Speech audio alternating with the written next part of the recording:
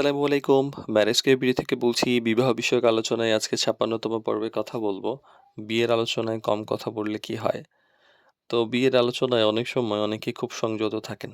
ভেবে নেন কম কথা বলাই হয়তোবা নিরাপদ। সংযমটা থাকা ভালো, কিন্তু অতিরিক্ত নীরবতা অনেক সমস্যা তৈরি করে। তো এই সম্পর্কটা আসলে বোঝাপড়া, জানা বোঝার মধ্যে দাঁড়িয়ে থাকে। এই অনেকে দেখা যায় যে অভিভাবক টু অভিভাবক যখন যোগাযোগ হয় তখনও কম কথা হয়। আবার পাত্র-পাত্রীও যদি যোগাযোগ করে সেক্ষেত্রেও দেখা যায় অনেক ক্ষেত্রেই কম কথা হয়। তো এই যে কম কথা, এর ফলে কি অনেক সময় ভুল বোঝাবুঝি তৈরি হয়।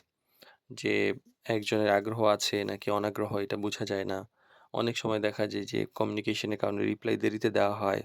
মানে কোনো আলোচনায় অংশ নেওয়া হয় না। এইসব আচরণে অনেকেই ভেবে নেয় যে না, ওনারা হয়তো আগ্রহী না। এর ফলে ভেঙে যায়, মানে সম্পর্ক ভেঙে যায় এবং এটা অনেক হয় ভুল বোঝাবুঝি তৈরি হয়। তখন দেখা যায় সেটা আর জোড়া লাগানো যায় না। কারণ এই আলোচনাটা অনেক বেশি সেনসিটিভ হয়।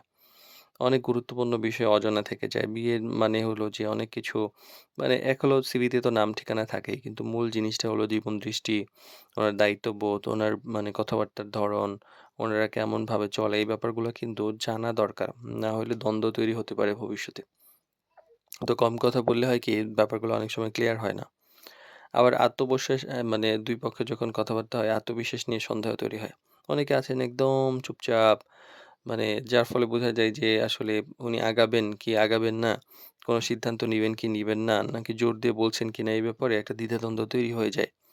সম্পর্কের একটা উষ্ণতা তৈরি হয় না। অনেক সময় দেখা যায় যে এই যে প্রাথমিক যে আলাপ, এই আলাপের মধ্যে একটা যে এনার্জি বা উষ্ণতা, এটা ঠিকঠাক মতো হয় না। ঠান্ডা সম্পর্ক তৈরি হয়ে যায়। একসময় দেখা যায় যোগাযোগ বন্ধ হয়ে যায়, আগায় না।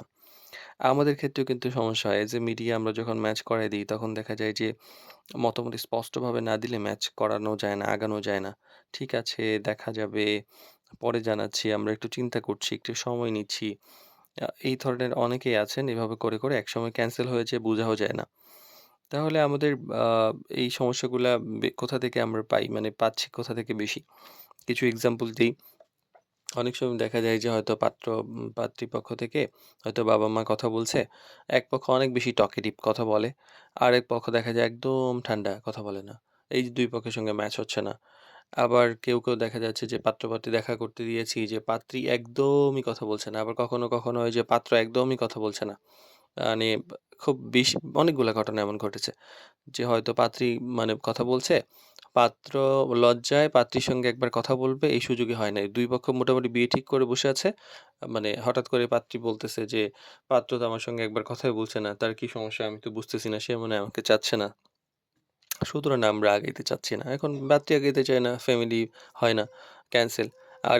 আরো কিছু ঘটনা আছে যে পাত্র-পাত্রী দেখা করাই দিয়েছি রেস্টুরেন্টে। তো মিটিং এর সময় দেখা যাচ্ছে যে তাদের মানে পাত্র কোনো কথাই বলে না। একদম চুপচাপ।